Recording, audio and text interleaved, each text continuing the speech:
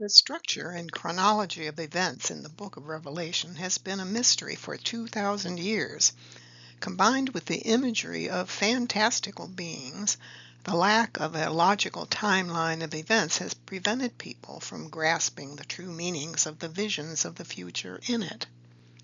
This presentation puts forth a logical theory of the chronology and structure of the book, including a general chronology of the appearances in the latter days of the forerunner to the Messiah, referred to as the Lamb in Revelation, and the Messiah himself, who is called him who sat on the throne in the book. Note that this video is the last video in a 12-part course on the book of Revelation. Now you can see the full title of the video, Book of Revelation Course Video Number 12. It's about the chronological cycles within the prophecies in the book of Revelation. Note that even though this video is lengthy, the basics of the case for this explanation of the chronology and structure of the book of Revelation will be revealed within the first hour or so of it. The remainder of the video provides some additional information if you're interested in it. Note, I really think you should check out the last portion for some especially interesting theories on future events for the near future to us from chapters 17 through 20, which is chronological cycle number 6. This is the table of contents for the whole course on the book of Revelation. There are 12 videos in all. This video that you are watching is the last one in the series, as you can see at the bottom of the list. This is the overall plan for the whole course. I just put this here in case this video sparks some interest in your wanting to watch the entire course from the beginning at some point in time. This is the table of contents for this video. In the first section of this video, the foundational and fundamental knowledge base is presented to help in understanding the cycles of time in Revelation. In the second section, the most lengthy section, the 7 cycles of the timeline are presented. Line A shows that chronological cycle number 1 is in chapters 2 through and including chapter 5. In line B, time cycle number 2 is in chapters 6 and 7. Line C, cycle 3 is in chapters 8 through 10. Line D, cycle number 4 is chapter 11, all by itself. Chapter 11 is a key chapter in Revelation that unlocks the meanings of the whole book. Line E is cycle number 5, and it's in chapters 12 through 16. F, cycle number 6, is in chapters 17 through 20. G is cycle number 7 and is in chapters 21 and 22, the end of the book of Revelation. The last section, line 3 at the bottom, is an overview wherein some specific dates of events are highlighted, especially dates of events in the lives of the Lamb, who's the Elijah figure to the coming Messiah, and he who sits on the throne, who is the Messiah of the latter days. Note that this video's table of contents is also located in the description for this video. The description is located under the video title on YouTube. Some instructions on how to access the description are on the next slide or two. This explanation uses a different one of my videos on YouTube as an example. You can see the video's title here below the video screen. This video's title is Interpretations of Nebuchadnezzar's Statue Are Wrong. Now the arrow is pointing to the description of that video. Only a couple lines of the description are shown. Then, if there is more to the description, you'll see 3 dots and the word More. Click on the word More to access the full contents of the description. That is where you'll find any links to other videos or websites or other information that I mentioned in this video. You probably will need to copy the website address and paste it into your internet browser. I don't believe YouTube allows direct links. If you are watching YouTube on your TV, not on your computer, the location of the description may be in a different location. First, pause the video, then using the directional buttons on your remote, highlight the button or bubble labeled description, now circled in red on the screen, then hit enter. A window similar to this should appear. Using your remote, highlight the description box. The background will turn white as shown here. This is now inside of a pink box to help you locate it. Once the description box is selected, hit the enter button on your remote to see the full entry, if there's more to it than shown here on the screen. Since viewers of this video will have a very diverse knowledge base of the contents of the Book of Revelation, I will first review some fundamentals of the Book of Revelation to get us to a semi-level understanding of it. First, contrary to a lot of conjecture you may have heard in the past, the Book of Revelation is primarily a vision of the appearances in the future to John of Patmos, the author of it, the future appearances of three manifestations of God, also known as prophets of God. These three divine figures are referred to as three woes, that's W-O-E-S, in the text of the Book of Revelation. A little background information about the last two of these three foretold woes. The second woe would be the Elijah figure to the foretold Messiah of the latter days, as foretold in the book of Malachi chapter 4 verse 5. Then the third woe would be the Messiah of the latter days, the returned Christ, who would appear soon after woe number 2. You may be wondering about that first woe. That will be explained in the video. All three woes are important, but the first woe is now in the more distant past to us living now in the 21st century. By the way, this is the quote from Malachi chapter 4 verse 5 about Elijah, so you know why Elijah is expected before the coming of the Messiah. Quote, "See, I will send the prophet Elijah to you before that great and dreadful day of the Lord comes." End quote. Note that a dreadful day of the Lord refers to the appearance of the Messiah in the world. There are two key players that you need to keep in mind as you watch this video. These two players, among many characters in the Book of Revelation, are pivotal in the Revelation visions. If you look in row 1, you'll see that the expected Elijah figure that was mentioned, the forerunner to the Messiah, is an entity in the Book of Revelation called the Lamb. The second key figure in row 2, the Messiah, or the return of Christ, is called in Revelation, He who sits on the throne. So these two pivotal figures in Revelation are the Lamb and He who sits on the throne. You may be wondering about the two witnesses from chapter 11 of Revelation. Are these two witnesses the same as the Lamb and He who sits on the throne? No.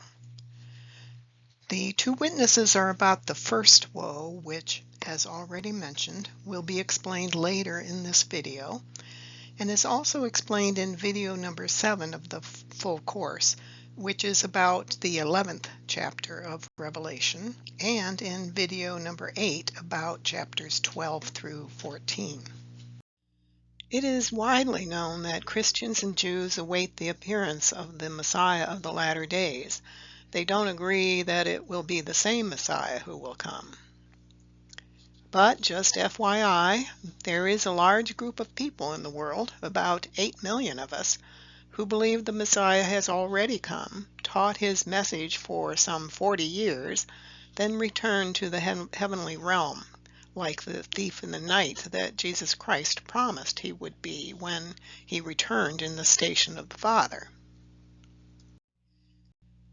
If the Messiah and his forerunner, the one who sits on the throne and the Lamb, respectively, of Revelation, have already appeared in the world, you might ask, who are they and where are they now?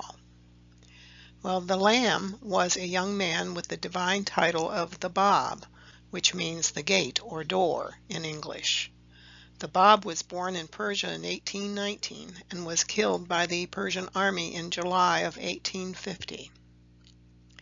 He who sits on the throne, the Messiah of the Second Advent, was a man whose divine title was Bahá'u'lláh.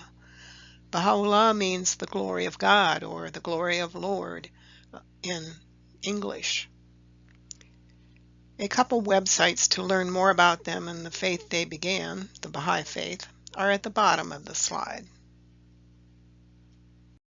It is important to note that the Bab and Bahá'u'lláh proclaimed their divine identities and stations in the years shown here. The Bab proclaimed his identity on May 22, 1844, and Bahá'u'lláh declared his in April 1863. That's 19 years after the Bab's declaration. Just a couple more informational points, then I will stop talking about the Baha'i faith, except for a few references here and there as we go on in the video. Pictured here is the Baha'i House of Worship, located in Wilmette, Illinois, just north of Chicago along the shore of Lake Michigan. There are about 8 million Baha'is in the world, located in nearly every country on earth. There's about 170,000 Baha'is in the USA. Shown at the bottom of this slide are two websites to learn more about the Baha'i faith. There's bahai.org, which is the international official website, and the Baha'i.us, which is the official website for the Baha'is of the USA. At the bottom is my YouTube channel name, which is Integral Destiny 9. This is not an official Baha'i site. It's just my personal YouTube channel. If you want to learn more about the Baha'i faith, the Bab or Bahá'u'lláh, go to these websites and see my other videos on my YouTube channel, and more will be provided at the end of this video too. But do not fear. You don't have to believe any of it about the Bab, Bahá'u'lláh, or the Baha'i faith to understand the chronology of the Book of Revelation that's going to be covered in this video. So just watch the video and ignore the references to the Bab and Bahá'u'lláh. The basic chronology and structure of the Book of Revelation remains the same whether you believe the Messiah has appeared already or not. On with the show, on the nitty-gritty of the chronology of the amazing Book of Revelation.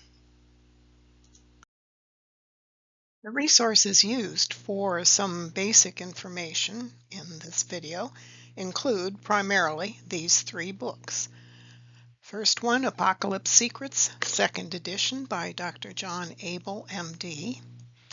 Understanding the Revelation to St. John by Dr. Alan D. Clark. Now this book is now out of print, although you might find copies of it out at resellers out on the internet.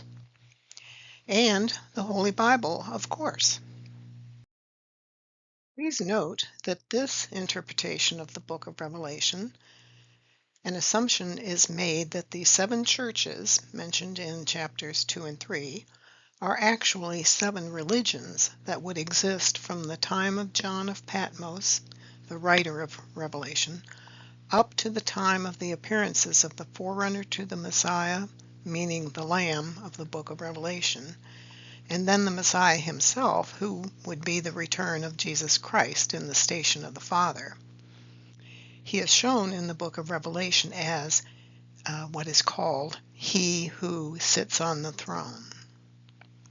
The design of the matrix in the following slides was taken from the book Apocalypse Secrets, 2nd edition, written by Dr. John Abel. Dr. Abel's matrix format was then embellished by me, the producer of this PowerPoint presentation and video, to show the subject matter of each verse, then color coding added to the matrix to reveal the structure and patterns within the Book of Revelation. Dr. Alan D. Clark, author of the book Understanding the Revelation to St. John, must be credited with the realization that the Book of Revelation is a chronological vision story, and that chronology is repeated several times in the book.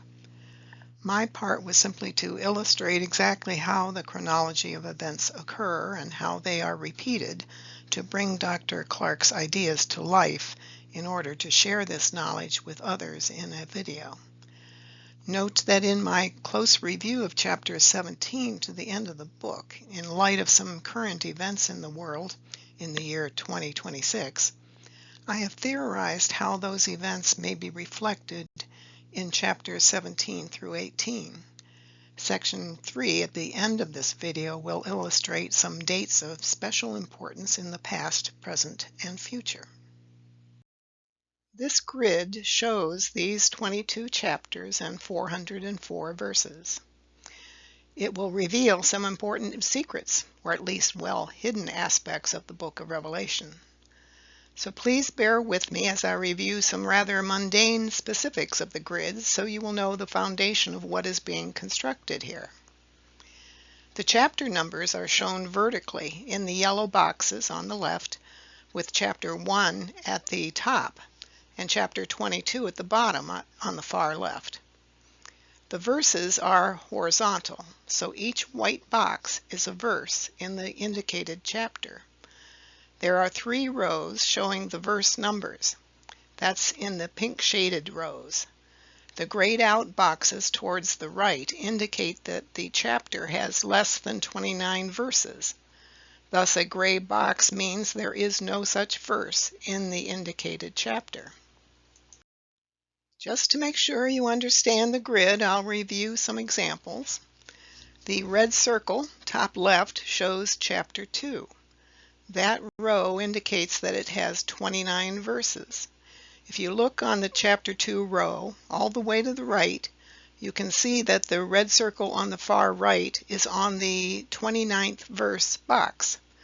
Again, the verse numbers are in the pink rows at the top, center, and bottom.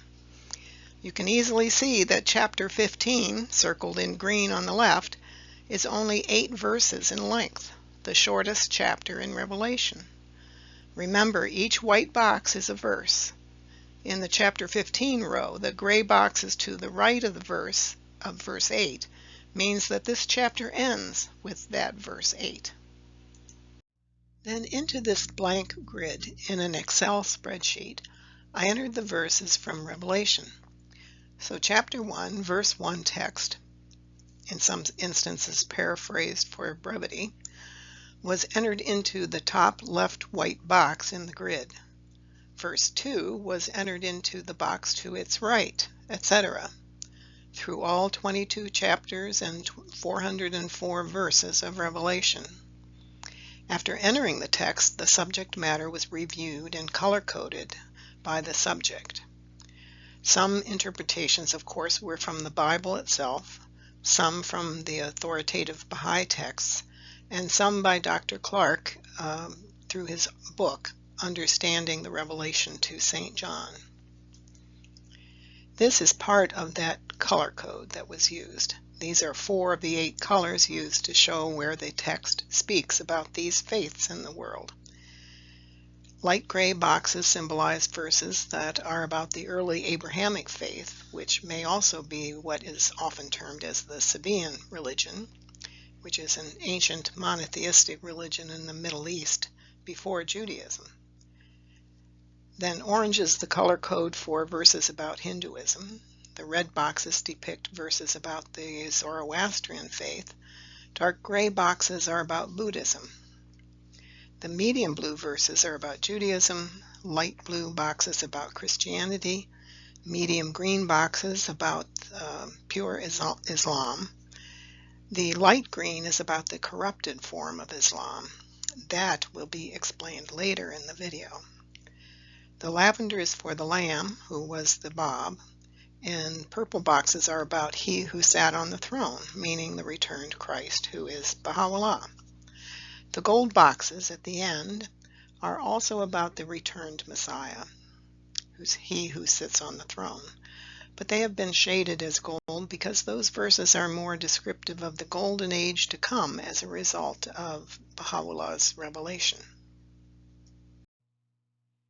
This process resulted in this grid with the color coding by the subject of each verse or set of verses. The white boxes are verses that do not have a chronology associated with them. There are two groups in this category. Chapter 1, which is the introduction to the book, and Chapter 22, the last book in the book, the last chapter in the book, just verses 6 through 21 of Chapter 22. Which is about the wrap-up of the story and some warnings given to the readers of the book. Just a brief look at the color patterns. Apologies to those who are colorblind. You may notice the purple boxes. Those purple boxes are all at the end of the chronological cycle. Also, please note the 3 dark pink blank boxes near the middle of the grid. These are marking the mentions of the 3 woes that were mentioned at the beginning of this video. There are 3 separate statements about the woes. More about those woes as we proceed. This is the final product. You can see the boxes filled with the text of the verses or paraphrased, abbreviated highlights of the verses. Obviously, you can't read it in this condensed image. The color coding of each box or group of boxes revealed the structure of the book and the chronological cycles in it. This graphic shows the rationale and logic behind my conclusion about the chronology and structure of the book of Revelation. I'll be enlarging each section, but first a little discussion of the 7 letters to the 7 churches in chapters 2 and 3 and some other information for a little background before we get to the grid. It is important to understand that in this interpretation of the book of Revelation, the 7 letters to 7 churches in chapters 2 and 3 are not Christian congregations, but rather these 7 churches are symbolic of 7 major religions of God in the world when the Christ Spirit returns. At the beginning of each letter, the angel of that church is addressed, although none of these 7 angels are identified in these 7 letters. The 7 churches are in column A. The angels these 7 letters are addressed to are shown in column B, and the religions these angels or prophets founded are in column C, according to Dr. Clark's interpretation. The sacred and authoritative texts of the Baha'i faith do not specifically name which church is which religion, just that the churches are representatives of religions in the world. However, the descriptions in the letters provide some clear clues. The Church of Ephesus, number 1 there, represents the Abrahamic faith. Abraham was a prophet of God. Now see Genesis chapter 20, verse 7 for confirmation of that. It is unclear whether Abraham was the founder of a faith, but he was a strong promulgator of a monotheistic faith in the Middle East, possibly what is called the Sabian faith. When John of Patmos received his vision around the year 95 Common Era, there were probably still some of these monotheists left in the Middle East who were not Jews or Christians. There are a few monotheistic faiths in the Middle East that may be remnants of it, but they are very small minorities since the spread of Islam in the Middle East. There are references to the Sabian religion in the Quran, the holy book of Islam. Smyrna, number 2. This letter is to the Jewish people. Its angel is Moses. Pergamum, also known as Pergamos.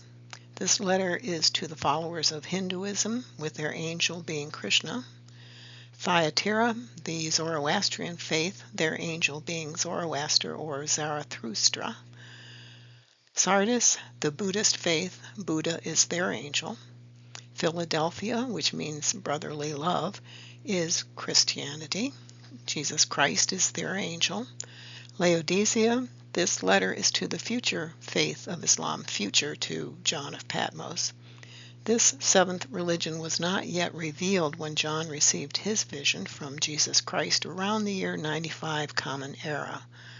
That seventh angel is Muhammad, who did not receive his revelation from God until around the year 610 Common Era. A note here to those who do not believe that Islam is a religion of God, chapter 11 of the book of Revelation may be an eye-opener for you once you know Abdu'l-Bahá's brilliant interpretation of it in video number 7 of our course. If you'd like some more details about the meanings of these 7 letters to the 7 churches, or as you know now, the 7 religions, in chapters 2 and 3 of the book of Revelation, please see video number 2 of this course on the book of Revelation. You go to YouTube, enter my channel name, which is Integral Destiny 9, as you see at the bottom there, and enter that into the search box. Once on my channel, click on the Videos tab and search for the video titled Book of Revelation, video number 2. From this plotting of the meanings of the verses by chapter, then color-coding those verses or groups of verses, it is shown that the book of Revelation is a vision story, a prophecy, told in chronological segments that are repeated through several cycles. With each cycle, the focus is narrowed down with each repetition, or what I'll refer to as a round of vision elements, until we arrive at chapter 17. Then 17 through 22, these last 5 chapters of the book, focus on the coming of the new revelation from God, the new city, referred to as the New Jerusalem, that comes down from heaven. There's a little hint here, it has nothing to do with the old physical city of Jerusalem. Here's that full grid with all the color coding that you saw before. But I will be enlarging sections of this grid to further explain. We will start with chapter 1 at the top here. Shown here is chapter 1, which gives an introduction in its 20 verses and sets up the scene for elements of the vision. Its background is white. The white color boxes are for verses that give the background storyline, setting up the story as here in chapter 1, then at the end of the book in chapter 22 to close out the story of the vision. On to chapters 2 through 5. The chapter 2 row, see that 2 on the far left in the yellow box, that's the chapter number. We begin with the first church of Ephesus in verses 1 through 7, which symbolizes the remnant of followers of the Abrahamic faith. Many also think this is the Sabaean faith in the Middle East. After that, verses 8 through 11 describe the second church of Smyrna, which is Judaism with the medium blue background. Next, the third church of Pergamos, the Hindu faith, the orange boxes of verses 12 through 17.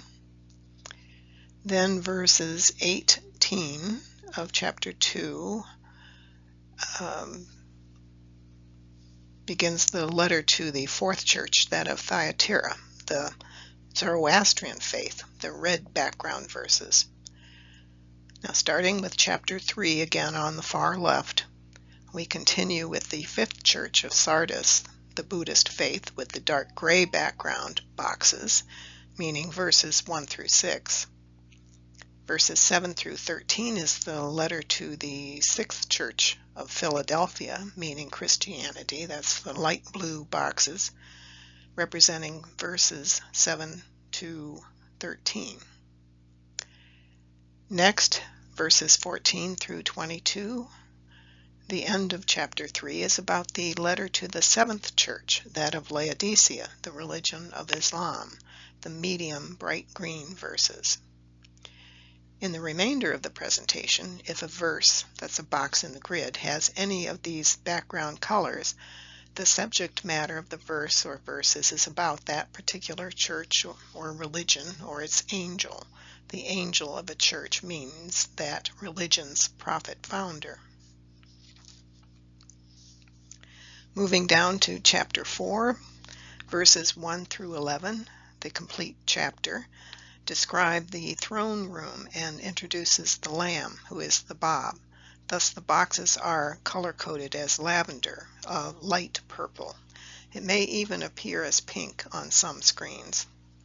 Then moving on to chapter 5, this whole chapter is about the one who sits on the throne, meaning the coming Messiah of the latter days, meaning Bahá'u'lláh. The scroll with 7 seals is introduced here, and the Lamb is mentioned again. Note that from chapter 2, verse 1, all the way through the end of chapter 5, with the mention of the appearance of the Messiah of the latter days, who is the return of the Christ Spirit, is one complete round or chronological cycle, the first of 7 chronological cycles in the book of Revelation. To clarify this concept of chronological cycles, I have put these chapters 2 through 5 that we just covered into this horizontal timeline, showing the events that transpired in chapter 2 on the far left through to chapter 5 on the far right. The yellow boxes show the chapter numbers. Chapter 2 on the left starts with the 7 letters to the 7 churches, starting with the Abrahamic faith in the light gray box, then Judaism, then the Hindu faith, then the Zoroastrian faith with the red background. As we continue to go right, another box with a 3 in it shows the start of chapter 3, in which the Buddhist faith, then Christianity, then Islam appear. Then the start of chapter 4, wherein the Lamb, the Bab, is introduced. Then on the far right, chapter 5 shows the entity, he who sits on the throne, who is the Messiah to come in the latter days. This chronology, from Abraham to the returned Messiah, shows one round or cycle of the events in the book of Revelation. There are 6 additional cycles that occur that hone in on or focus on certain aspects of the story as it is revealed and embellished. Remember that each of the 7 chronological cycles ends with the arrival of the Messiah, meaning all chronological cycles end with verses about he who sits on the throne, the Messiah, the returned Christ, Bahá'u'lláh. Now for the next round of events, as we enter chapter 6, the contents of the cycle then change a bit to exclude the faiths that won't be directly involved in the appearance of the Lamb and the Messiah, including the now mostly extinct Abrahamic faith, the Hindu faith, Zoroastrianism, and the Buddhist faith. They are not excluded in the remainder of the book because they don't count. That's not at all the case. The Lamb and Messiah are coming for all of humanity, not just for a few. It's just that the events and the appearances of the Lamb and the Messiah for the remainder of the prophecy will more directly involve the remaining faiths in the story and the territories they occupy, the Middle East. You might wonder why Zoroastrians are excluded in further rounds of the chronology of Revelation. Note that the number of Zoroastrians in Persia was greatly reduced in number since the arrival of Islam and the persecution of Zoroastrians by the Muslims began. Many had fled to India, and in more recent times to the West, including to the USA. The influence of Zoroastrianism in the area of Persia and the Ottoman Empire was very weak after Islam came to exist. This leaves us for the next round in chapter 6, where the red arrow is pointing, with Judaism, Christianity, Islam, and then again some happenings with the Lamb and then the Messiah. I thought this map may be helpful at this point. This is the geographical area that would be involved in the coming of the Messiah of the latter days, the returned Christ, Bahá'u'lláh. It shows the eastern Mediterranean area and the Middle East. Persia, the western portion of it, is the greenish area on the right of this map. See the legend in the bottom left of the map. Iran is the present name of what was then called Persia. The Ottoman Empire is shown as the dark tan areas.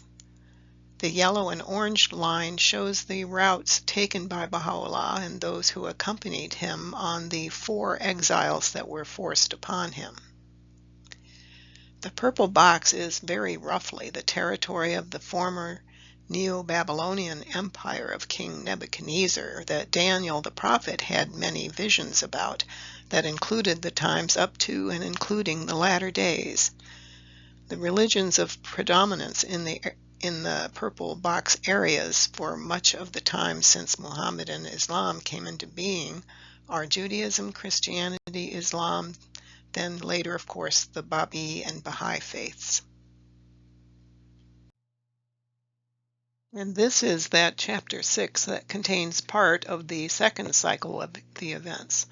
The second rounding or cycle of this chronology of events begins, but as mentioned in the previous slide, we have now eliminated the churches that are not directly involved in future events having to do with Persia and the Ottoman Empire and the appearances of the Messiah of the latter days, the returning Christ Spirit. These geographical areas are pinpointed in the book of Daniel and in the book of Revelation from the sun and the moon references, meaning the Persian and Ottoman Empire territories. Focusing on those geographical areas, Persia and the Ottoman Empire territories, leaves out Hinduism, Buddhism, and Zoroastrianism. Remaining in our grid at the start of Chapter 6 are Judaism, Christianity, Islam, and of course the Bab and Bahá'u'lláh and their followers included at the end of the second round or verse. Also wedged in there is the light green corrupted Islam verses 7 and 8. Looking here at chapter 6 verses 1 and 2 speaks of the removal of the first seal from the scroll with 7 seals. When this seal is removed, a white horse appears, with Moses as the rider of the first horse of the apocalypse, Judaism. Then in verses 3 and 4, the red horse, with its rider bearing a large sword, appears. This is about Christianity, which is just beginning when John receives this vision. With the opening of the third seal, verses 5 and 6, a black horse appears with a rider, Muhammad, who is holding a balance. The balance or scales motif, by the way, was mentioned by Muhammad when he spoke of assaying the true value of the human soul.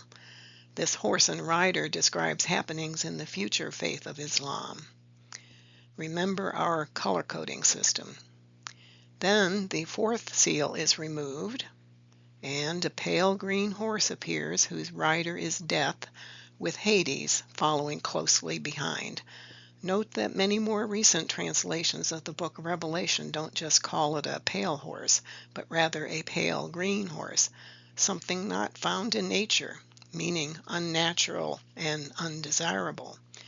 It should be noted that this topic is injected here in our pattern for the first time when the first and second bad beasts of Revelation have their disastrous effects on the faith of Muhammad and Ali. Thus the horse becomes a pale green. Hence we get the pale green color of verses in our grid that are about these bad beasts and their efforts on Islam. Then we move to verse 9 and the removal of seal number 5. The lamb, the Bab, appears on the scene in the midst of the bad effects of the pale green horse. After that, the bowls or pitchers or vials, depending on the translation of the Bible you're reading, of God's wrath begin to be poured. For more detail on the meanings of chapters 6 and 7, see video number 4 of this course. Chapter 7 includes events in the Baha'i faith. The lavender-colored boxes then ends with happenings in the future Messiah's realm. Those are the purple boxes. Here I put the condensed chapter of chronologies end to end from right to left for the full depiction of chronological cycle number 2 that contains chapters 6 and 7. The yellow vertical lines are the chapter numbers.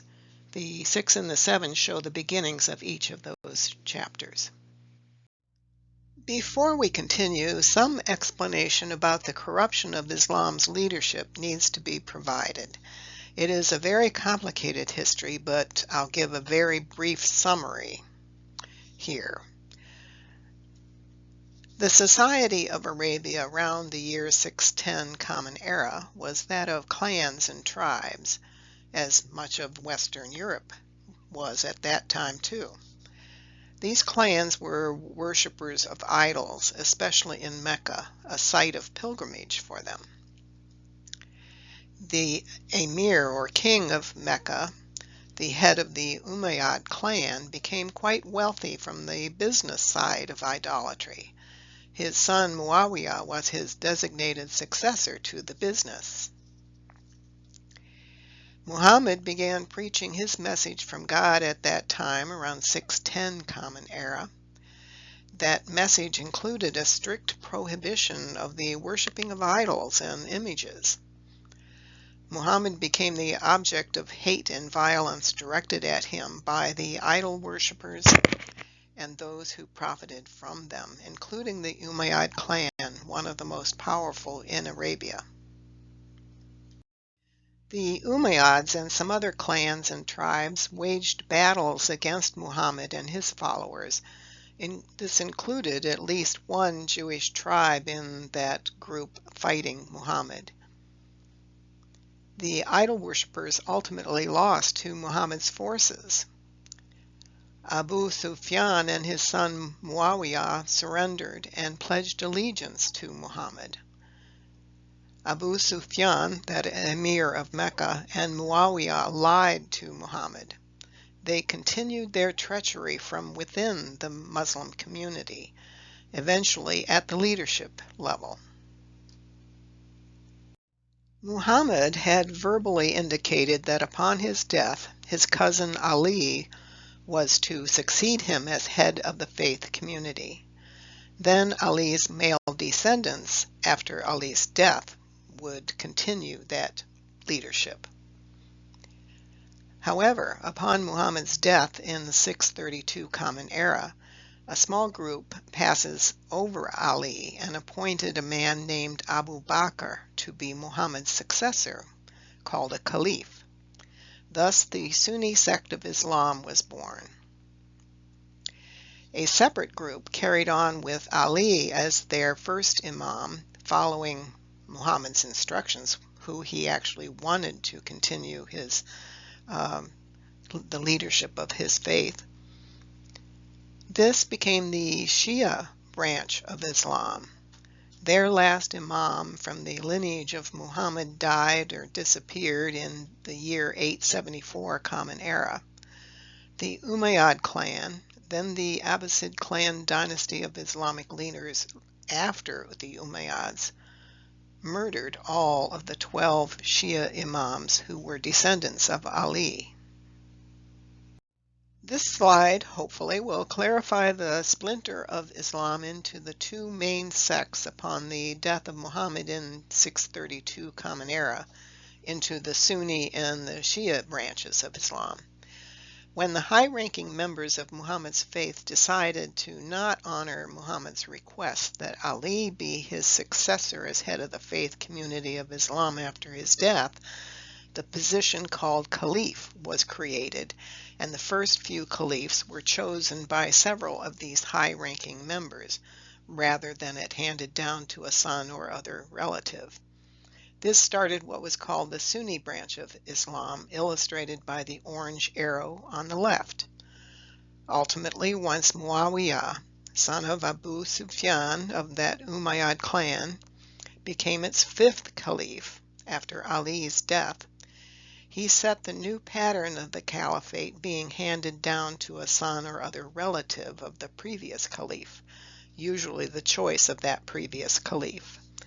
The Sunni caliphate then began in 632 Common Era and lasted until 1924, when the caliphate of the Ottoman Empire ended after World War I.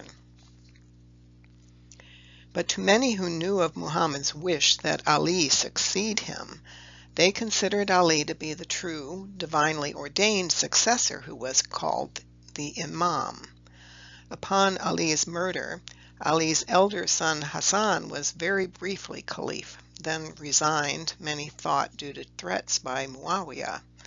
Instead, Hassan became Ali's successor to the Shia imamship. Then after Hassan, his brother Hussein became the third imam of the Shia branch.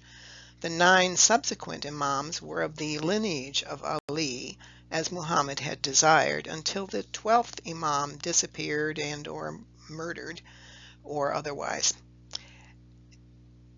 All of these Shia imams were murdered by either the Umayyad or Abbasid clans through 260 lunar years after Muhammad's death. The 12 imams acted very much as the high priests of Shia Islam until that year 874 Common Era, which happened to also be the year 260 in the Islamic calendar. Again, up until that year, 874 Common Era, all the imams were direct descendants of Ali. The white arrow in the bottom right illustrates the continuation of a clerical leadership of Shia Islam, but headed by persons who were not of the lineage of Muhammad. An argument can be made that the divine guidance of the Shia leadership was weakened at that point and thereafter, if not entirely absent after the death of the 12th Imam in 874 Common Era. This is a timeline showing when the 3 beasts appeared. All dates are given in the Common Era years in the Gregorian calendar, starting on the left around the year 600 Common Era. This information is a bit repetitive of what was briefly mentioned before, but it will help clarify this history and help you remember it. Beast number 1 in the upper left made its appearance when Muhammad was first beginning to teach the revelations he was receiving through the angel Gabriel. The first person who began to fight against Muhammad was the emir or king of Mecca named Abu Sufyan. Then his son, named Muawiyah, continued that resistance to Muhammad and his teachings thereafter. Muawiyah and his father lost that fight and then pretended to convert to Islam. Muawiyah eventually became the 5th caliph through violence and subterfuge after Muhammad's death. Muawiyah set in place people of his own clan, the Umayyad clan, that had opposed Muhammad since around 600 Common Era, a period to about 750 Common Era, a period of 150 years or so. Beast number 2 was the Abbasid clan of Sunni Islamic Empire caliphs, which took power from the Umayyads by murdering them in the year 750. Thus, they literally took power from the first beast. The Abbasid caliphs and their minions set about murdering the male offspring of Muhammad, a murderous practice that the Umayyads had begun. The Abbasids continued with the malignant materialism and corruption of the leadership of Islam that was started by the Umayyad caliphs and their followers and operatives. The Abbasid dynasty of Sunni caliphs ended when the Mongols invaded Baghdad, their headquarters, in the year 1258 Common Era.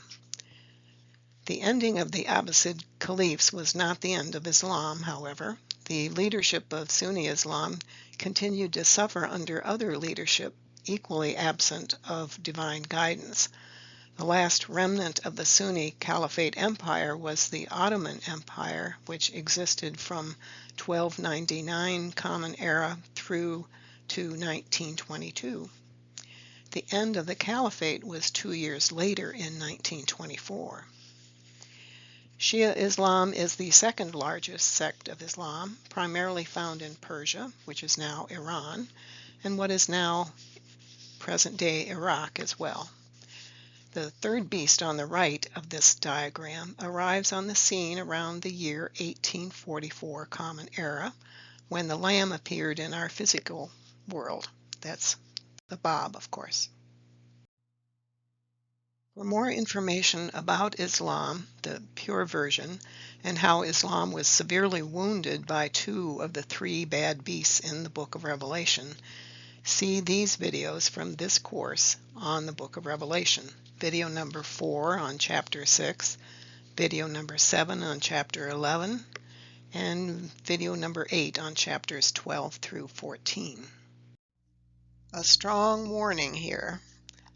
Please do not blame all Muslims for the problems sown into the leadership of their faith.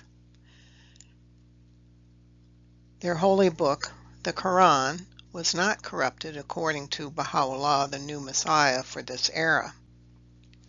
However, some interpretations of its text has been in error. Do not misinterpret the contents of this video to try to justify a broad condemnation of all individual Muslims. As with all members of all the faiths of God, each should be judged as an individual by his or her character. The golden rule should prevail. Onward to chapters 8, 9, and 10. These are chronological cycle number 3 out of the 7 cycles in Revelation. Please note that at the end of each chronological cycle in our illustrations is a purple box that states that those verses were primarily about the dispensation and revelation of the Messiah of the latter days, he who sits on the throne, according to the Book of Revelation, who is Bahá'u'lláh, the glory of God. This is a full map of the Book of Revelation again. The white arrows are all pointing to the purple verses at the end of each cycle. Now, not every purple verse is the end of a cycle, but every cycle ends in a purple verse.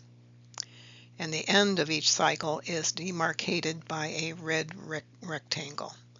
Thus, all chronological cycles end with something in the verses having to do with he who sits on the throne, otherwise known as the returned Christ, the Messiah, the glory of God, also known as Baha'u'lláh to us Baha'is.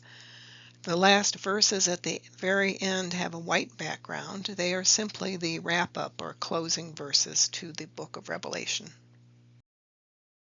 And just to make things more confusing, in some of these diagrams I've changed the background color of the last 2 chapters of the book to a goldenish color to denote that those 2 chapters are about the golden age to come as a result of the appearances of the Lamb, who is the Bab, and he who sits on the throne, Baha'u'lláh. The golden age, often referred to as God's kingdom on earth, promised to us through the ages, in which the most great peace shall come. This shows chapter 8, the beginning of chronological cycle number 3. The medium blue boxes denote that these verses are about matters within Judaism. The light blue boxes are about early Christianity. The one green box is about Islam. At the right end, the last verse in chapter 8 is about the woes. This verse warns the reader of Revelation that 3 woes will be coming. Woes here symbolize manifestations of God, prophets of God, that will appear in the future that is to John of Patmos. Chapter 9 begins with topics having to do with early Islam. Then the nasty deeds of 2 of the 3 bad beasts on the religion of Islam introduce some spiritually debilitating characteristics into that faith of God. Those boxes are pale green color, just like the pale green horse in chapter 6. In the middle of the pale green verses is a verse, chapter 9, verse 14, that states that the first woe is past and 2 more woes are yet to come.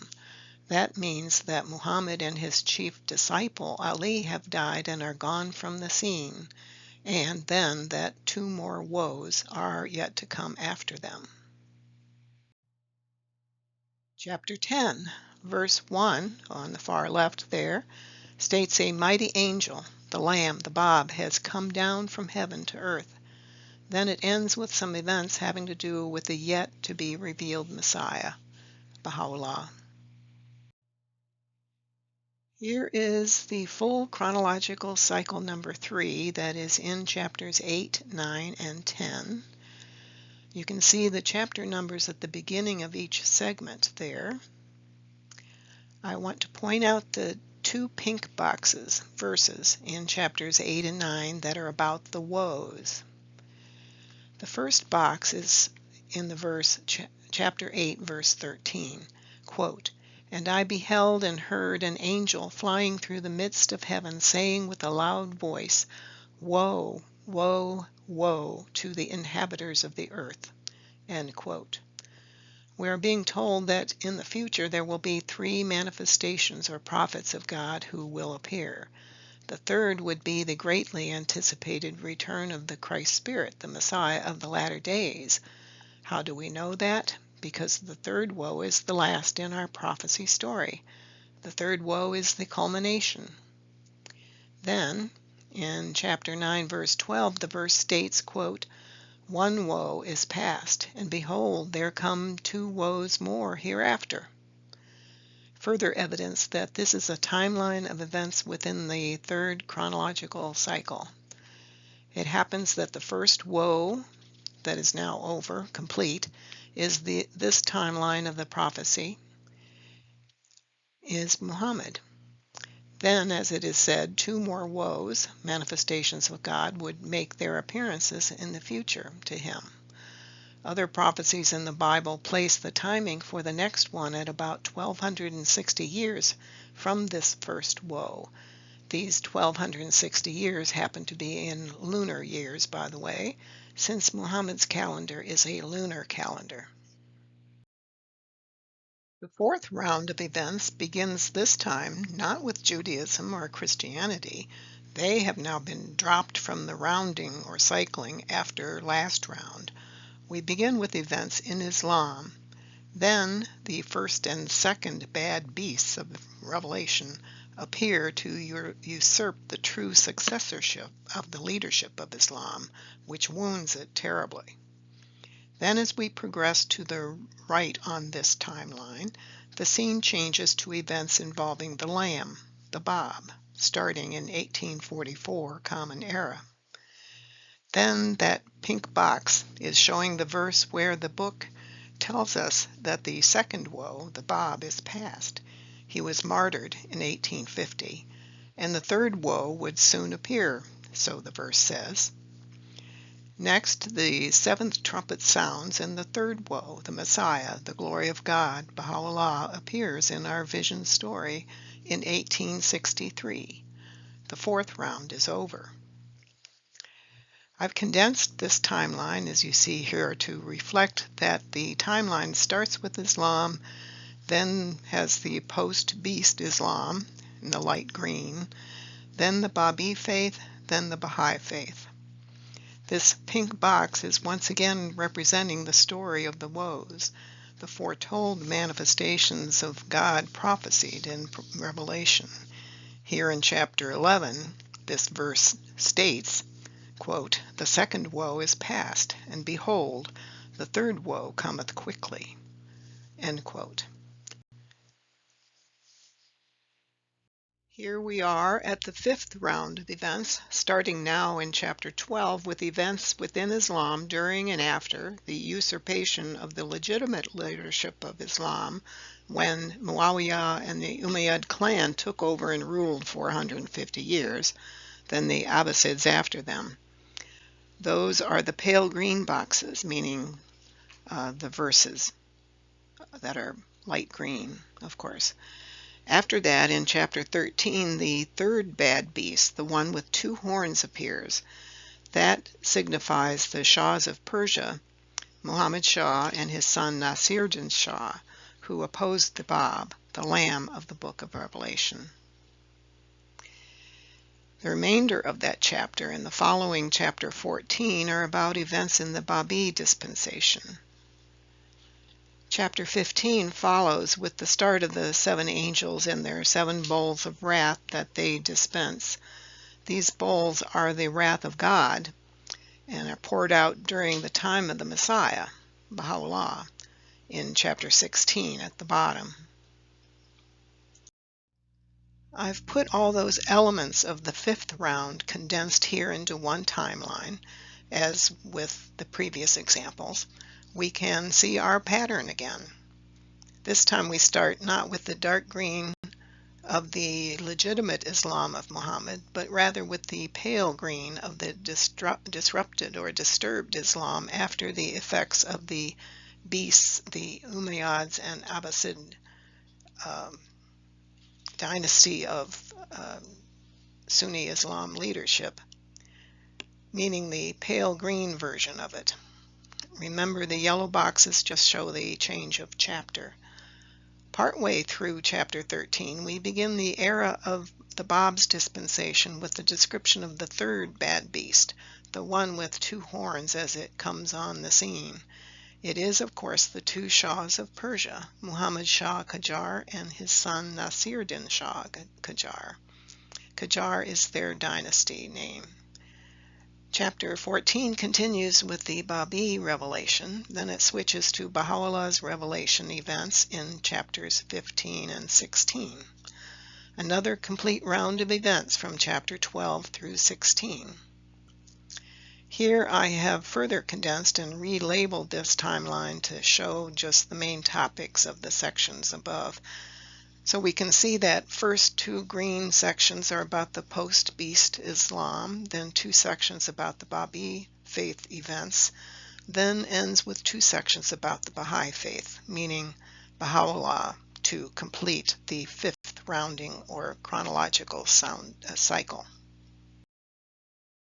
Chronological cycle number 6, which includes chapters 17 through 20, begins with a description of the spiritual state of the world as the Lamb and he who sits on the throne, the Bab and Baha'u'lláh, appear in the world in 1819 and 1817, respectively. The specific location they would appear was Persia, now known as Iran. The Lamb announced his divine identity in 1844, and he who sits on the throne, the Messiah, announced his divine identity and mission in 1863. When they appeared in Persia, that nation and the rest of the world were spiritually, morally, and materially corrupt, as chapters 17 and 18 show.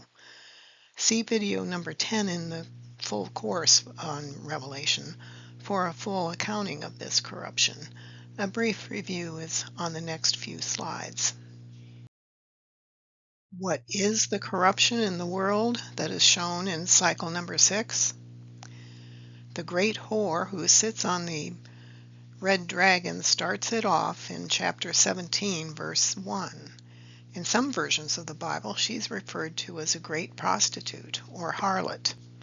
This whore or harlot is symbolic of corrupt religion. Corrupt religious leaders who use the divinely founded faiths of God for their own personal egos, wealth accumulation, positions in their societies, and power. By the way, the 7 mountains mentioned in verse 9 of chapter 17 is referring to the 7 major faiths of God existing in the world in the 1800s, when the Bab and Baha'u'lláh appear in our world. It is important to understand the meanings of the bride of the Lamb and the harlot symbols in the book of Revelation. The bride, dressed in white, symbolizes purity. Elsewhere in Revelation, the condemnation of another woman, referred to as the great whore, harlot, or prostitute, depending on which version of the Bible you are reading, this woman is no longer pure. She is the epitome of corruption of that original purity of the bride. But these women are not really human women. They are used in Revelation as the juxtaposition of the symbols of purity versus corruption. The meaning of these symbols are: the bride symbolizes the new revelation from God that a manifestation of God on earth brings to humanity. This new revelation results in a new religion perpetuated by us humans after the passing of the prophet of God from the scene. The harlot symbolizes the corrupt practices and institutions of religion after human corruptions are introduced into the formerly pure form of the faith. Then the verses condemn the kings who fornicate with the whore, that is, corrupt religious leaders and institutions. The term fornication is not sexual fornication, but rather is a colorful, symbolic way of describing the use of religion by the kings to get what they want by using corrupt religious leaders and institutions. What the kings want is wealth, power, and position. By kings, that would include rulers of nations not necessarily called a king. Note that the term Babylon is another symbol of the corruption of religion in the book of Revelation. When that verse in Revelation stated Babylon is fallen, etc., it is saying that corrupt religion will be identified and rejected after the appearances of the Lamb and the Messiah of the latter days. Since we are discussing kings and corruption, you should be aware that the term beast in Bible prophecies symbolizes human kings. If we go to the 7th chapter of the book of Daniel, Daniel describes a vision that he had of 4 beasts arising out of the sea. In the verse 17 of chapter 7, Daniel states, quote, "These great beasts, which are 4 kings, which shall arise out of the earth." End quote. So Daniel's prophetic vision defines the term beast for us. A beast is a human king. So you might ask, what of the mark of the beast, 666, then? I won't go into the full explanation, but the short answer is the mark of the beast is corruption. Kings and corruption. Who knew? If you want to get the full explanation of it, see video number 8 in the Book of Revelation course at about the 2-hour, 10-minute time marker in the video. And in chapter 18, verse 3, a new type of spiritually bereft actors are introduced. The merchants are added to this cabal of corruption, purveyors of greedy materialism, doing anything for worldly wealth and power without regard to spiritual or moral laws. The merchants use the whore and the kings in their greedy and corrupt acquisition of wealth and power over the religious leaders, kings, and the common people. Merchants include industrialists, traders of goods, precious jewels and metals, agricultural products, slaves, and even the souls of men mentioned in chapter 18, verse 13.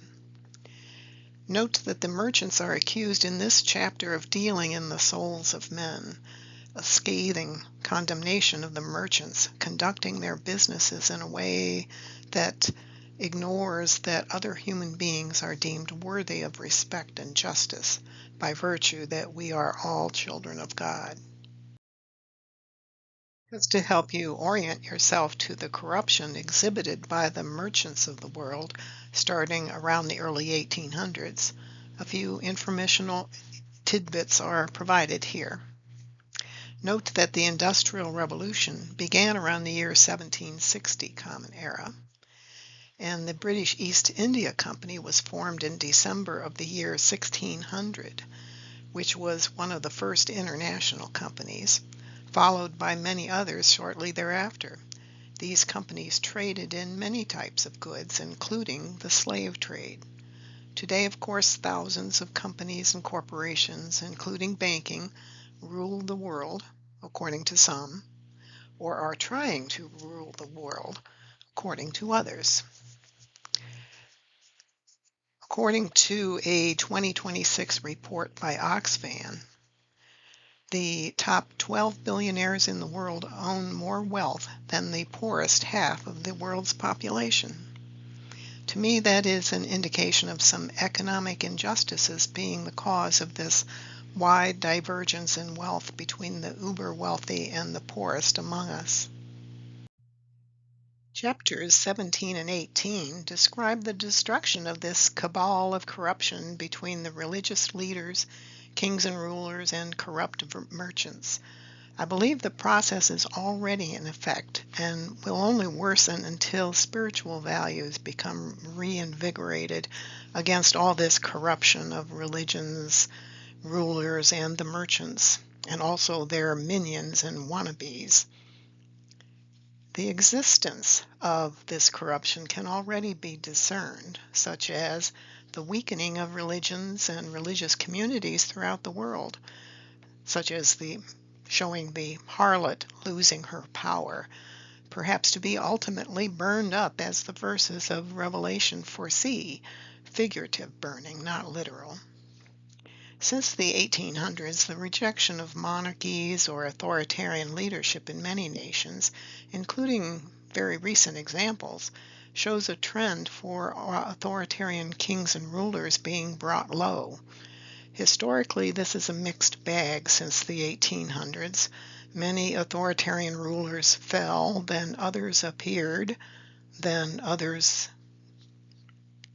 and they disappeared, and then others grew up, and then they disappear, etc.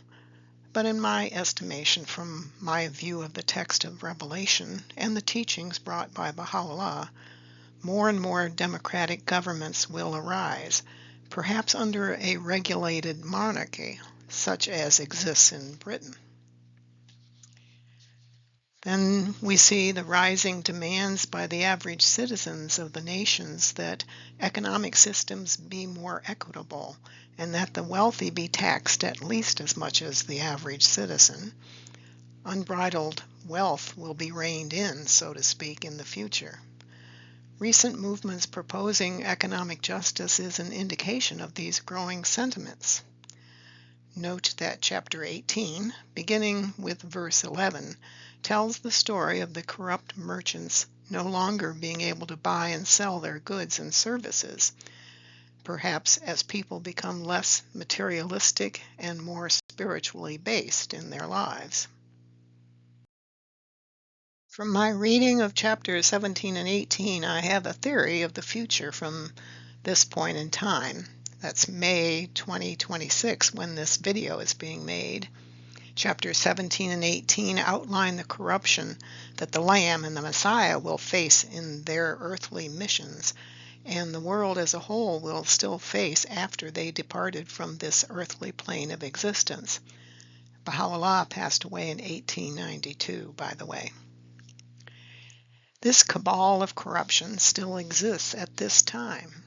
The divine teachings of the Lamb and the new Messiah are not yet known to most of humanity. But as the divine identities and teachings of the Lamb and He who sits on the throne, that's the Bab and Bahá'u'lláh respectively, as it becomes increasingly recognized by humanity, the power of this cabal of corruption will continue to lessen, even if people do not become believers in the new Messiah. Note that the corruption of some of the leadership of religion has been recognized for some time now, and the problems of corrupt secular leadership, meaning the kings and rulers, has become increasingly recognized as sources of tyranny and injustice. And the modern merchants, including the millionaires and billionaires, are now widely thought of as being sources of fraud, deception, and the disregard of the equality of all humankind.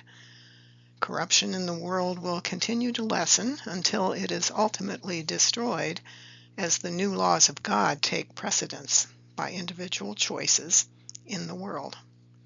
Note that the new Messiah's laws for this new era includes prohibitions against forcing one's religion on others.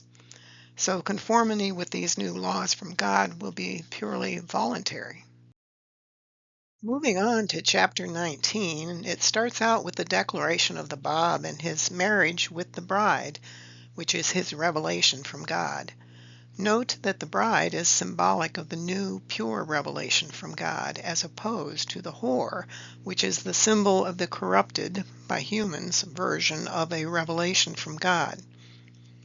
Then in verse 11, he who sits on the throne, the Messiah, Bahá'u'lláh, announces his divine identity in 1863. He is symbolized as being on a white steed with his angelic army with him, ready to do battle. This is a spiritual battle, not a physical one, by the way. He and his believers will have to do battle with the cabal of corruption and others who work against their mission from God. Moving on to chapter 20, it describes the people who choose to fight against the new manifestations or prophets of God and their new teachings from God. The martyrs who forfeit their lives as followers of the new manifestations are noted and praised. It also tells us that the new Messiah will reign for 1,000 years. Then another manifestation of God will appear after that. Here's the illustration of cycle number 6, which contains chapters 17 through 20. Again, I've condensed the elements of chronological cycle number 6 into one timeline from left to right. And here I've further condensed those segments and relabeled those timeline segments by their topics. The final cycle, the 7th, is fully about he who sits on the throne, his revelation from God. Here I've condensed it and relabeled it. However, because this 7th cycle is more focused on the revelation of Bahá'u'lláh and the golden age it will bring, I have color-coded it gold rather than purple. Gold for the golden age to come. If you are curious about the last 16 verses of chapter 22 of Revelation, the white boxes in the red box, they are a conclusion and wrap-up of this vision story, which includes a reminder that the Christ Spirit will come soon, and the angel tells John to not seal the book. One of the last verses in the book strongly warns against changing any of the words in the book. These last 16 verses are a closure to the book and are not part of a chronological cycle, hence they are color-coded as white. This is a review and summary of all 7 cycles or rounds of the chronological events in the book of Revelation. At the very top of this slide is shown the first cycle, the one mentioned about the 7 letters in chapters 2 and 3, plus chapter 4 about the Lamb, and the end of the first round is the coming of the Messiah in chapter 5.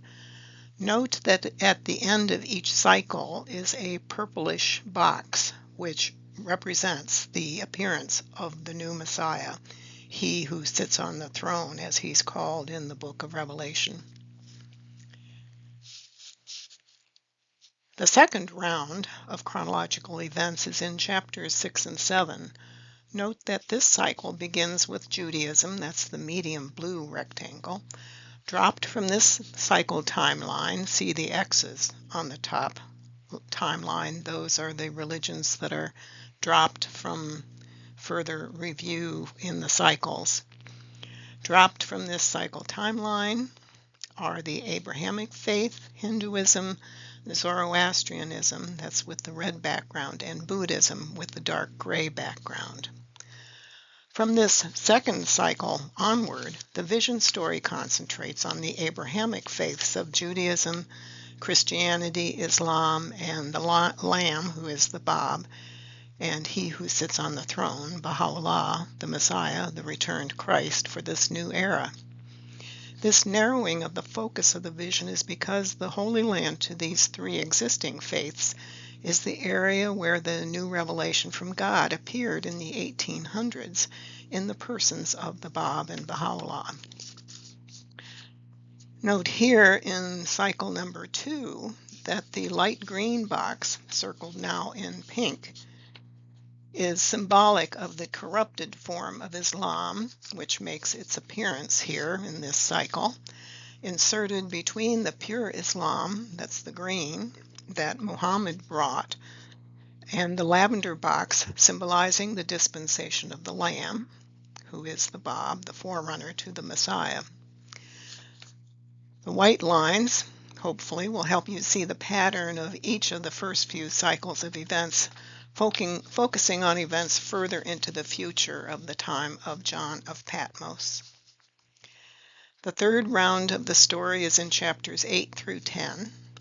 Note the dark pink boxes that symbolize 2 of the 3 verses in Revelation that mention the coming of the 3 woes, which we now know symbolize 3 manifestations of God, or prophets of God, to appear after Jesus Christ.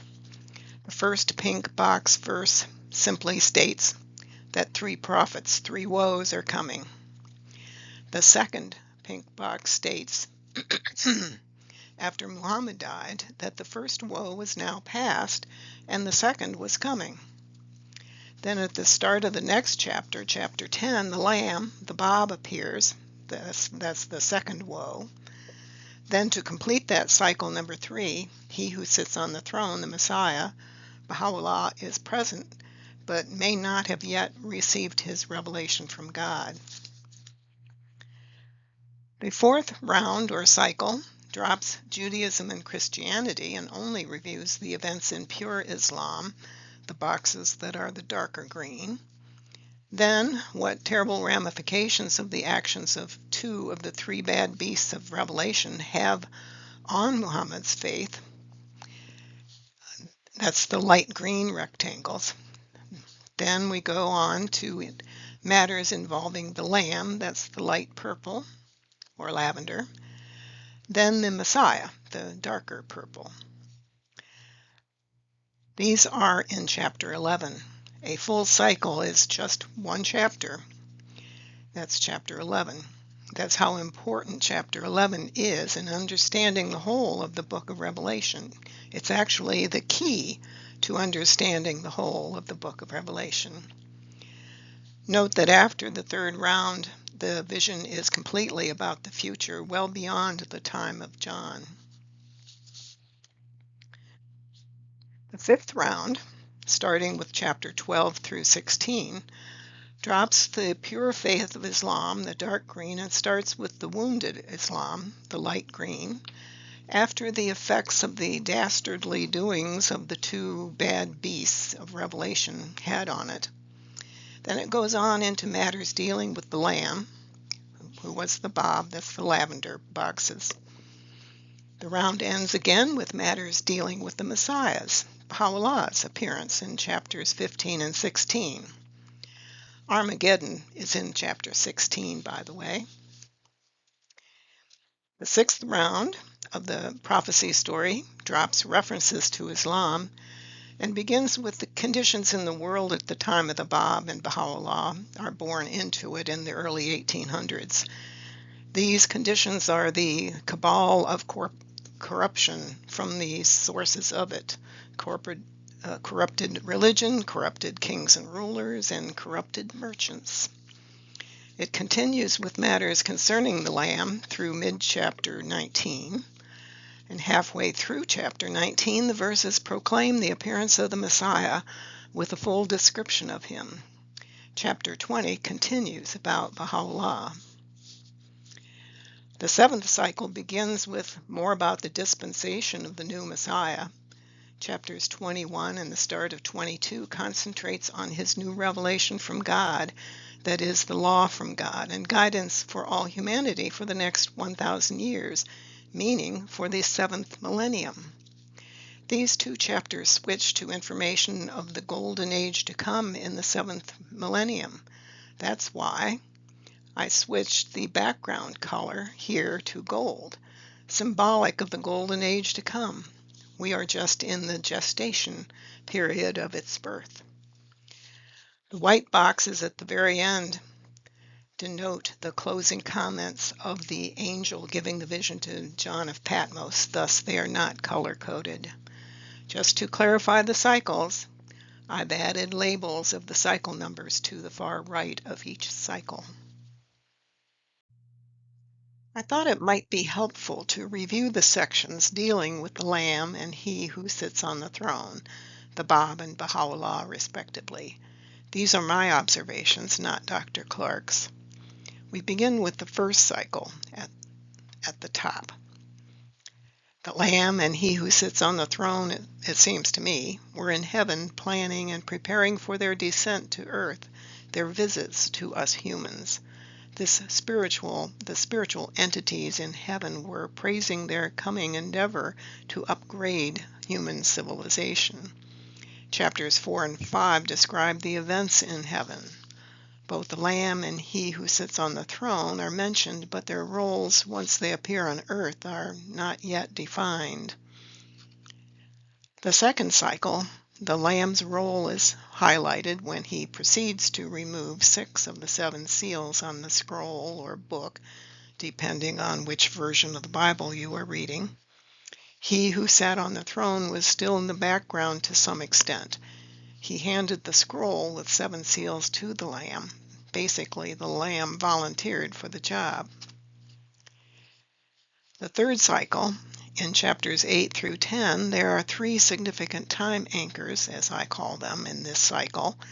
In chapter 8, verse 13, it is announced that 3 woes are coming. That is, 3 manifestations of God are foretold. Then in chapter 9, verse 14, it is announced that the first woe is past and 2 more woes were yet to come. That first woe was Muhammad. He passed away in the year 632 Common Era. So we have a time anchor in that cycle as depicted by the yellow arrow with the year 632 in it. Later in that same chapter, the conquest of Constantinople by Muslim forces in the year 1453 Common Era is foretold. Note that Christian Bible prophecy scholars had detected this nearly 200 years ago. This is a time prophecy in this chapter, in chapter 9, verse 15, quote, "And the 4 angels were loosed, which were prepared for an hour, and a day, and a month, and a year, for to slay the 3rd part of men." This time prophecy foretold the year 1844 Common Era to be significant. Most thought this was the year of the return of Christ, since it agreed with the time prophecies in the book of Daniel. See video number 6 in the full course on Revelation for that explanation. It is significant, of course, that the Bab declared his divine identity and mission in May of 1844. We're still in cycle 3. In verse 10, chapter 10, verse 1, it states that a mighty angel descends from heaven. That appears to me that's the Bab, when he becomes aware of his station and begins teaching his revelation from God. So the second woe had arrived right on schedule. Bahá'u'lláh quickly becomes a devoted follower of the Bab, but he is not yet aware of his divine identity. That does not occur until after the death of the Bab. Next, cycle number 4. Chapter 11 is one complete time cycle on its own. It starts out with events in pure Islam, then in the corrupted form of Islam, on to events in the Baha'i faith, then events in Bahá'u'llah's circumstances. After the Bab's martyrdom in July 1850, there was great persecution of his followers, the Babis, including Bahá'u'lláh. Bahá'u'lláh was imprisoned in the Black Pit prison for 4 months. During this time in late 1852, he had a revelation from God from a heavenly maiden telling him that he was the one the Bab had predicted as coming soon after him, the one the Bab called him whom God shall make manifest. In other words, the Messiah to the Jews, the returned Christ to Christians, the great announcement to Muslims, and the foretold Savior for all the other major faiths in the world. I have entered this time anchor into our graphic. Note that Baha'u'lláh kept his divine identity a secret for 10 years before announcing it to the world. Cycle number 5 is chapters 12 through 16. The portions about the Baha'i community, the lavender colored, and then Baha'u'lláh at the end. The beast 666 is introduced at the end of chapter 13. The 2 Shahs of Persia were this beast, and they persecuted the Bab and Baha'u'lláh and their followers. The mark of the beast signifies the corruption of these Shahs and their kingdom. The new revelation of the Messiah is described as the city of God and a sea of glass. Cycle number 6, chapters 17 and 18 contain some prophecies that are in the process of being fulfilled by the Lamb, the Bab, and he who sits on the throne, Baha'u'lláh, as you just saw described in our review of chronological cycle number 6. The stage was set in the early 1800s and continues to the present day as the whole world contends with the corruption of some leaders of religion, kings and rulers, and the powerful merchants of our time. Chapter 19 continues with the revealing of the Lamb and his bride. Then, halfway through chapter 19, the Messiah rides in on his white horse. He who sits on the throne, Baha'u'lláh, makes his divine identity public to all. In April of 1863, this is the King of Kings and Lord of Lords. Cycle 7, as mentioned before, chapters 21 and 22, speaks of the New Jerusalem. That's the new revelation from God that comes down from heaven through Baha'u'lláh to help humankind develop God's kingdom on earth. Here I've put these 7 chronological cycles together to show how they progress with each cycle. The cycle numbers are on the left, and chapter numbers contained in each of those cycles is given on the far right of each depicted cycle row. You can see how the cycles condense their subject matter with each cycle. By cycle number 4, all the existing religions that John of Patmos knew of his time are gone from the cycling, and only the future faiths of the 3 woes are in cycles 4 through 7.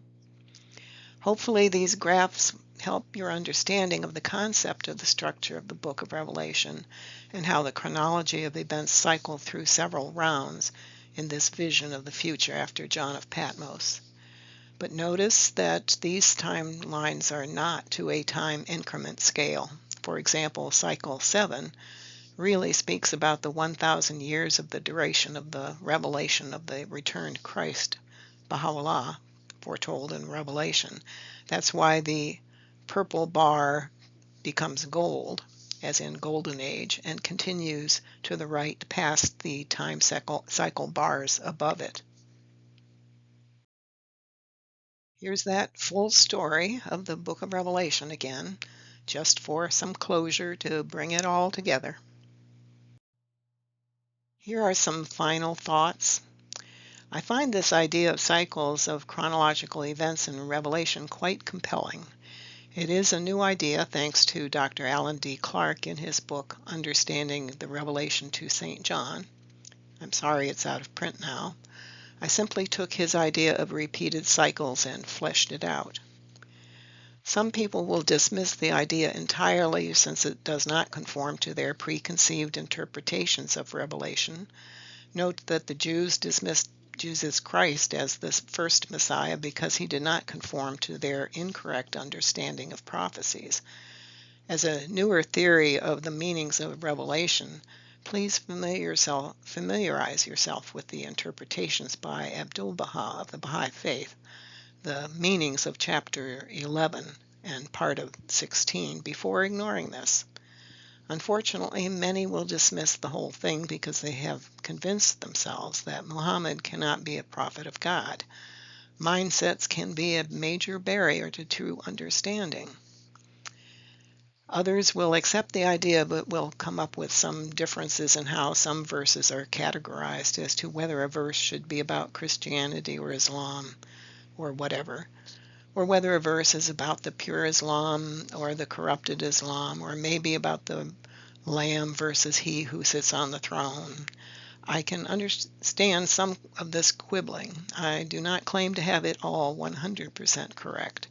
If a good argument for a change in topics and color coding of a verse is proven, so be it.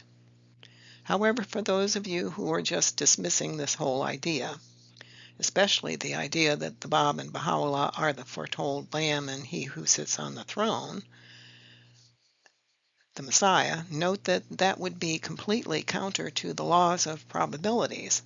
There are simply too many Bible prophecies that they fulfill to warrant a dismissal of their claims.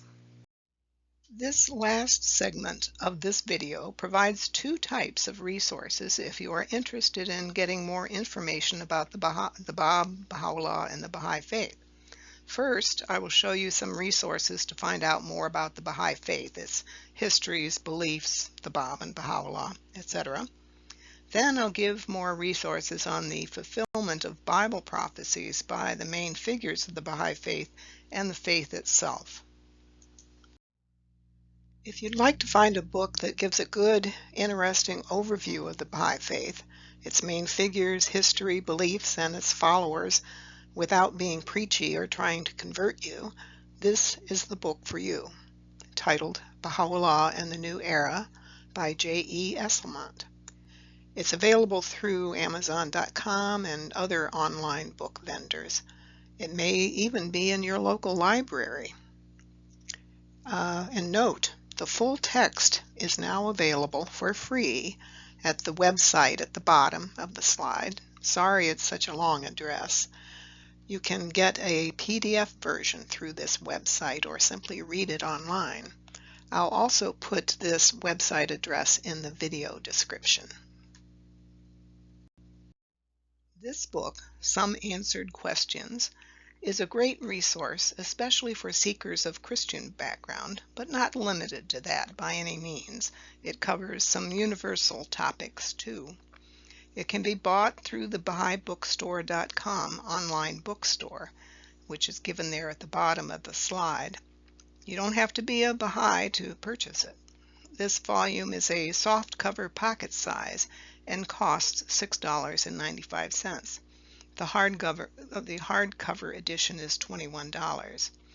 The following is a quote from the bookstore description. Quote, "Some Answered Questions reveals the significance of divine revelation and the unity of all the prophets of old.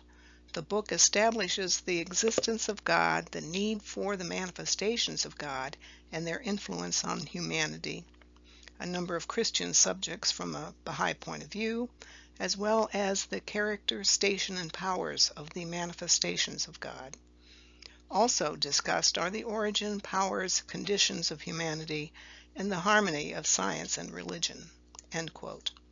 Also note that Abdul-Baha, the author, also provides terrific commentaries in the book on chapters 11 and 12 of the Book of Revelation and on the Book of Isaiah's chapter 11. Here are some official Baha'i websites. Top one there is www.bahai.org.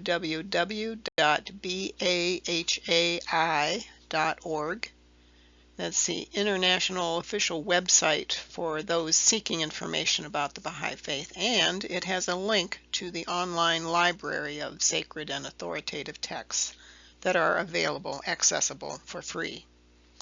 Next is www.bahai.us. That's the USA official website for seekers who want information about the Baha'i community in the United States. Then we have bahai.org/library,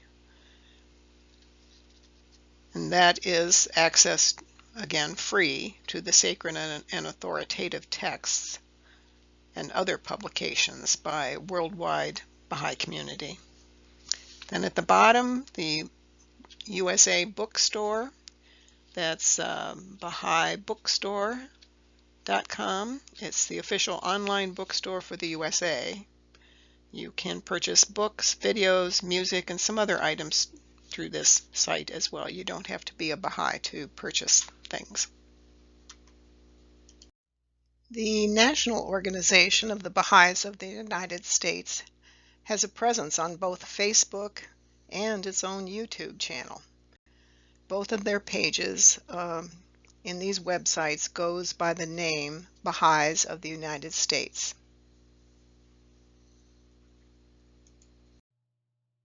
Some other YouTube channels you may find interesting. Clearwater Baha'is at the top there.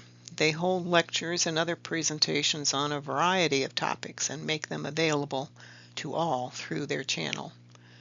John S. Hatcher, he's an author and educator who also provides presentations on a variety of topics. Stephen Phelps, an author, I believe he's an astrophysicist, who provides numerous videos on some of the writings of Bahá'u'lláh and other topics. And last at the bottom there, my channel, where I provide numerous videos on fulfillment of Bible prophecies of the return of Christ by the Bab, Bahá'u'lláh, and the Baha'i faith. This is just a reminder that this is the table of contents for this whole course on the Book of Revelation, so that you can hopefully go back and watch some that you may have missed. And here's a list of many of my other videos on Bible prophecy fulfillment by the Baha'i faith's founding figures. You can read the titles. There's a variety of topics. You can pause the video if you need to. Instructions on how to access them, all for free on YouTube, is on the next slide. Here's how to find my videos on YouTube. You have to get to YouTube first in the first method, and that is www.youtube.com. You get to the site, and in the search box on that site, you enter my channel name of Integral Destiny 9. You see they're all one word, no spaces between, with the number 9 at the end. Or you can simply put the URL into the search box of your, like Google, whatever, www.youtube.com/c/ then my YouTube channel, Integral Destiny 9, as you see there. And that should get you directly there, so I understand. And you'll see a list of videos, and you just have to roam around on my channel and find those videos. Please note that this video is an amateur production by this singular person, me, and it's very obvious it's an amateur production. It's not an official production by the Baha'i faith community. Copyright protections are claimed. Please do not make changes, additions, or deletions to this presentation. Have questions? Contact me at the email address you see there. And thank you for watching.